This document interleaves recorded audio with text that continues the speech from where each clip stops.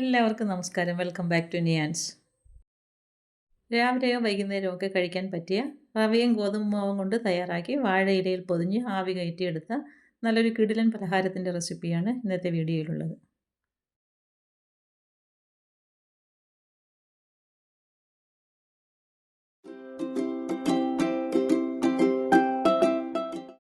ഇത് തയ്യാറാക്കുന്നതിന് വേണ്ടി കപ്പ് ശർക്കര ഒരു പാത്രത്തിലേക്ക് ഇട്ട് കൊടുക്കാം. അതിലേക്ക് 1 കപ്പ് വെള്ളവും കൂടി ഒഴിച്ചു കൊടുത്ത് നല്ലതുപോലെ ഒന്ന് മിക്സ് ചെയ്തെടുക്കാം. ഇനി ഇത് നന്നായിട്ട് തിളച്ച് ശർക്കര മെൽറ്റായി വരുന്ന സമയത്ത് അതിലേക്ക് 2-3 ഏലക്കയുടെ സീഡ് ഇട്ട് കൊടുക്കാം. അതിലേക്ക് ഒരു നുള്ളു ഉപ്പും കൂടി ഇട്ട് കൊടുക്കാം. പിന്നീട് നന്നായിട്ടൊന്ന് മിക്സ് ചെയ്ത് കൊടുക്കാം. ഇനി ഇതിലേക്ക് കപ്പ് റവ ചേർത്ത് കൊടുക്കാം. പിന്നീട് അതിൻ്റെ കൂടെ തന്നെ കപ്പ് ഗോതമ്പ് മാവും കൂടി ചേർത്ത് കൊടുക്കാം. ഇനി ഇത് നന്നായിട്ട് ഇനി ഒന്ന് മിക്സ് ചെയ്തെടുക്കാം. ഇത് തയ്യാറാക്കുന്നതിന് വേണ്ടി റവ എടുക്കുമ്പോൾ നല്ല തരിയുള്ള റവ നോക്കി എടുക്കണം.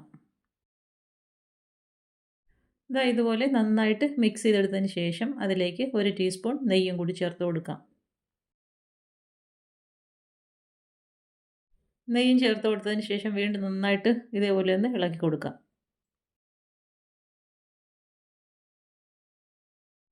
ഇതുപോലെ പാത്രത്തിൽ നിന്ന് നന്നായിട്ട് വിട്ട് വരുന്ന സമയമാകുമ്പോഴേക്കും ഫ്ലെയിം ഓഫ് ചെയ്ത് കൊടുക്കാം.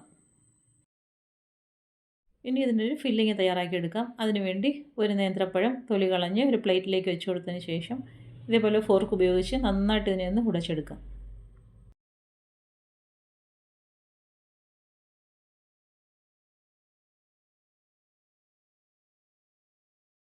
നേന്ത്രപ്പഴം ഈ ഒരു രീതിയിൽ ഒട്ടും കഷ്ണങ്ങളൊന്നും ഇല്ലാതെ നന്നായിട്ട് ഉടച്ചെടുത്തതിന് ശേഷം അതിലേക്ക് 1/4 കപ്പ് തേങ്ങ ചിരകിയത് ചേർത്ത് കൊടുക്കാം. പിന്നീട് അതിലേക്ക് 1/4 കപ്പ് അവൽ ചേർത്ത് കൊടുക്കാം. ഇനി കുറച്ച് കാഷ്നട്ടും കിസ്മിസും കൂടി ഇതിലേക്ക് ഇട്ട് കൊടുത്ത് കൈകൊണ്ട് നല്ലതുപോലെ ഒന്ന് മിക്സ് ചെയ്തെടുക്കാം. ഈ ഒരു രീതിയിൽ കൈകൊണ്ട് നന്നായി ഇളക്കി കൊടുത്ത് അപ്പോൾ ആ ഫില്ലിങ് തയ്യാറായി കഴിഞ്ഞു. ഇനി നമ്മൾ നേരത്തെ തയ്യാറാക്കി വെച്ചിരിക്കുന്ന മാവിൽ നിന്ന് ഇതേപോലെ കുറച്ചെടുത്ത് കയ്യിൽ വെച്ച് നന്നായിട്ടൊന്നിന് ഉരുട്ടി ഷേപ്പാക്കി എടുക്കാം.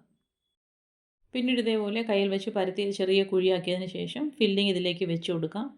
പിന്നീട് നല്ലതുപോലെ ഒന്ന് കവർ ചെയ്തെടുക്കാം.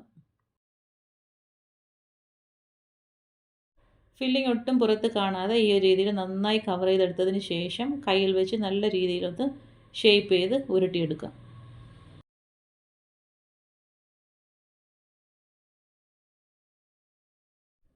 ഈ ഒരു രീതിയിൽ നമുക്കിതിനെ തയ്യാറാക്കിയെടുക്കാം.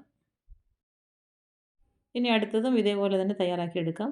കുറച്ച് മാവ് കയ്യിലേക്ക് എടുത്തു കൊടുത്ത് നല്ലതുപോലെ ഒന്ന് ഉരുട്ടി പരത്തിയതിന് ശേഷം നടുവിലായിട്ടൊരു കുഴിയാക്കി കൊടുക്കുക. പിന്നീട് ഫില്ലിങ് ഇതിലേക്ക് വെച്ച് കൊടുത്ത് നന്നായിട്ട് ഇതിനെ ഒന്ന് കവർ ചെയ്തെടുക്കാം. ഫില്ലിങ് ഒട്ടും പുറത്ത് വരാത്ത രീതിയിൽ നല്ലതുപോലെ കവർ ചെയ്തെടുത്തതിന് ശേഷം കയ്യിൽ വെച്ച് തന്നെ ഉരുട്ടി നല്ല റൗണ്ട് ഷേപ്പ് ആക്കി എടുക്കാം. ഈ ഒരു രീതിയിൽ നമുക്ക് ആ മാവ് മൊത്തം ഇതേപോലെ ഈ ഒരു ഷേപ്പിൽ തയ്യാറാക്കി എടുക്കാം. ഇപ്പോൾ ഇതെല്ലാം തയ്യാറാക്കി എടുത്തു കഴിഞ്ഞ് ഈ ഒരളവിൽ നമുക്ക് 8 എണ്ണം വരെ തയ്യാറാക്കി എടുക്കാം. ഇനി നന്നായി കഴുകി വൃത്തിയാക്കിയ വാഴയില ഒന്ന് വാട്ടിയെടുക്കാം. വാഴയില വാട്ടിയെടുത്തതിന് ശേഷം ഈ തയ്യാറാക്കി വെച്ചിരിക്കുന്ന ഓരോന്നും ഇതിലേക്ക് വെച്ച് കൊടുക്കാം. വാഴയിലയിൽ കെട്ടിവെച്ച് വേവിക്കുന്നത് കൊണ്ട് തന്നെ വാഴയിലയുടെ നല്ലൊരു മണവും കൂടി ഇതിലേക്ക് പിടിക്കും. ഇനി ഇത് ഇതേപോലെ നന്നായിട്ട് ചുറ്റി ഒരു വള്ളി കൊണ്ട് കെട്ടിയെടുക്കാം. സാധാരണ നമ്മളിത് ഡയറക്റ്റ് സ്റ്റീമറിലേക്ക് വെച്ച് കൊടുത്ത് വേവിക്കുമ്പോൾ വാഴയിലയിൽ കെട്ടിയെടുക്കുന്നത് കൊണ്ട് തന്നെ അതിന് പ്രത്യേക ഒരു മണമാണ്.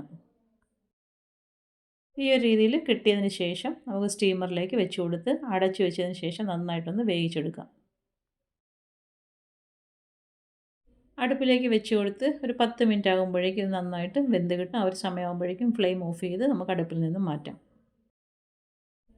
ഇപ്പോൾ ഇത് നന്നായിട്ട് വെന്ത് കിട്ടിയിട്ടുണ്ട്. ഇനി നമുക്കിത് അടുപ്പിൽ നിന്നും മാറ്റി വയ്ക്കാം. ഇനി ഇതിൻ്റെ കെട്ടഴിച്ച് കൊടുത്തിട്ട് നമുക്കിതെല്ലാം ഇതിൽ നിന്ന് പുറത്തേക്ക് എടുത്ത് വയ്ക്കാം.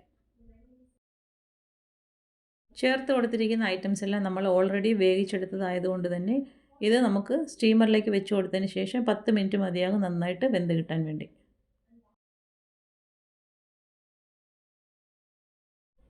ഇതിപ്പം നന്നായിട്ട് വെന്ത് നല്ലൊരു മണമൊക്കെ ആയി കിട്ടിയിട്ടുണ്ട്. ഇനി ഇതിനെ മാറ്റി നമുക്ക് പ്ലേറ്റിലേക്ക് വെച്ച് കൊടുക്കാം. അപ്പോൾ ഇത്രയേ ഉള്ളൂ. ഈ ഒരു രീതിയിൽ ഈ ഐറ്റം ഒന്ന് തയ്യാറാക്കി നോക്കൂ. സൂപ്പർ ടേസ്റ്റാണ്. ഇത് കണ്ടില്ലേ, അകമൊക്കെ നന്നായിട്ട് വെന്ത് നല്ല പരുവായി കിട്ടിയിട്ടുണ്ട്. എണ്ണയൊന്നും ചേർക്കാതെ ആവിയിൽ വേവിച്ചെടുത്ത നല്ല ഹെൽത്തി ആയിട്ടുള്ളൊരു പലഹാരമാണ്. മുതിർന്നവർക്കും കുട്ടികൾക്കും ഒക്കെ ഒരേപോലെ കഴിക്കാം.